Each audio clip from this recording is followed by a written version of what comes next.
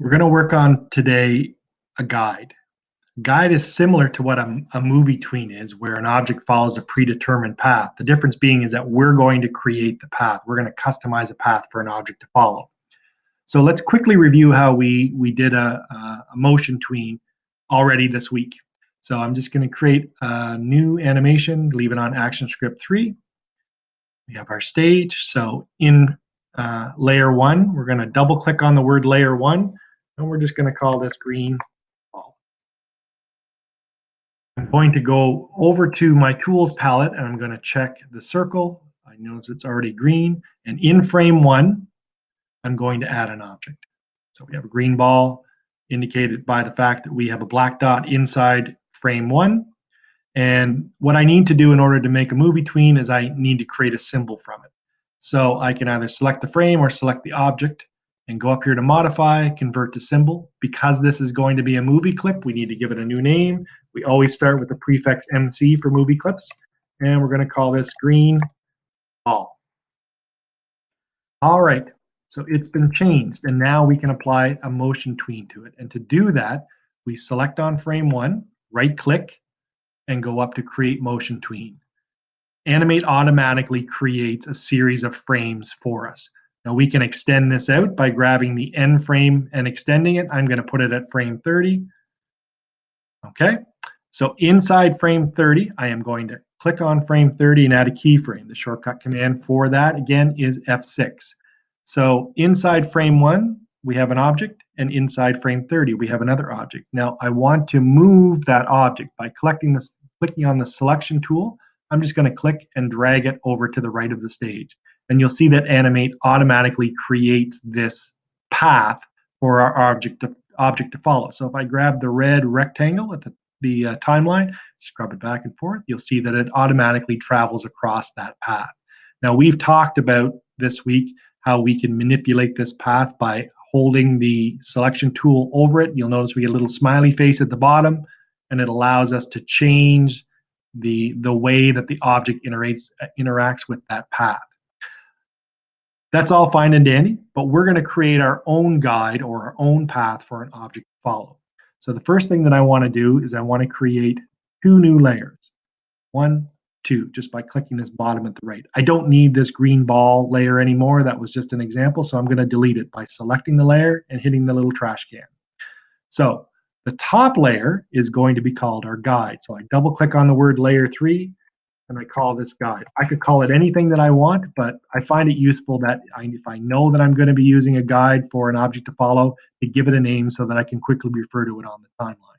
Layer 2 is going to be our object. So in this case, we're going to call it blue ball.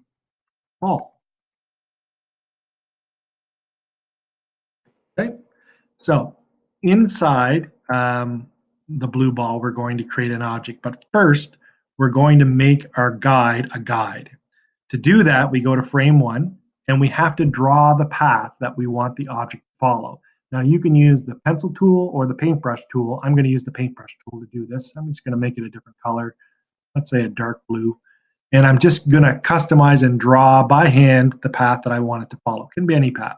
So I want my path to follow this way, and then back down and around. There, that's going to be my path. Now Animate does its best to smooth out this path for us. It's still a little wonky. We may want to delete this and redraw it again till we get a path that's suitable to us. So inside frame 1, I now have this path. But what I need to do is convert this path into a guide. And to do that, I click on the guide layer, and then I right click on it, and I go up here to guide. So we have the symbol at the front of the object in the timeline changes slightly. We're still not done with this. We're almost there. So this path is now going to be used as a guide. I now need to go to my blue ball layer and go to frame 1 and create that object. So if I use my tool selection, select the oval, change it to a nice blue, and then I'm going to draw that object here on the screen. So similar to using the motion guide, the motion tween, sorry, we need to convert this to a symbol. So I select the first frame or double click on the object to select it, go up to modify, convert to symbol, and I'm going to call this MC because we use that prefix when we use a movie clip underbar the blue ball. Okay, hit enter. So we've now changed this into a symbol. Almost done. So we're using our guide layer. Below that we have the blue ball layer. What I need to do now is the last step, and I need to attach this ball to the guide. And to do that, I click the layer called blue ball, and I just move it to the right. There we go. See how that circle indents underneath the guide layers? All I did was click and drag it to the right and let go. You'll notice now that that icon has moved in to the right, and the icon for the guide has changed. It's showing us now it represents a path that we're going to work on. So what I need to do is set the keyframes for this. So I click on frame 1, where the object exists. I'm going to use my selection tool to move it around. And see this little white dot in the middle of our movie clip? We're going to match that dot up to the front of our guide. So I just click and drag it down. And as we get close to the front, it wants to snap there. See, it kind of just jumps into the point at the beginning of the guide that we've created. Now I let go. I'm going to go now to frame 30, and I'm going to add another keyframe, or F6.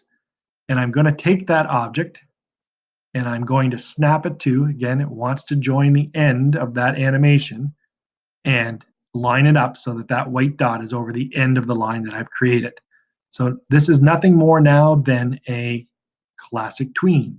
So if I right click anywhere on that layer and go to create classic tween, I have an animation that goes from one keyframe to another keyframe in this case, but what it's going to do for its path is follow the path that I've created. So if I grab the scrub head at the top and move it back and forth, you'll notice that it's following the path that I've created.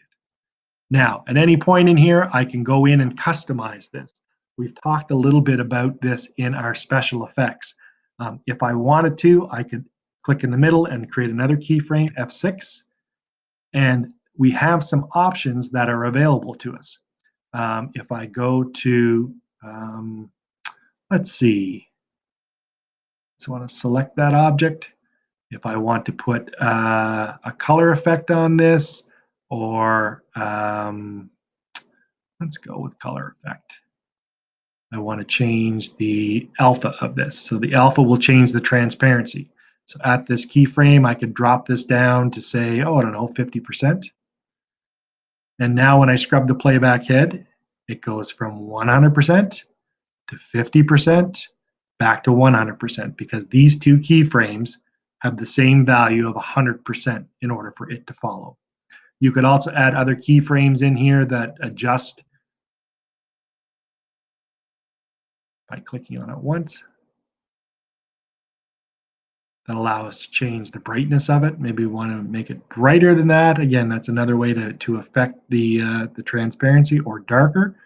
So we could say it goes from dark to 50% and then back. So you can play with some settings in here if you want to in order to get it to change the object. But what I want to draw your attention to is now we've created a customized path or a guide for our object to follow.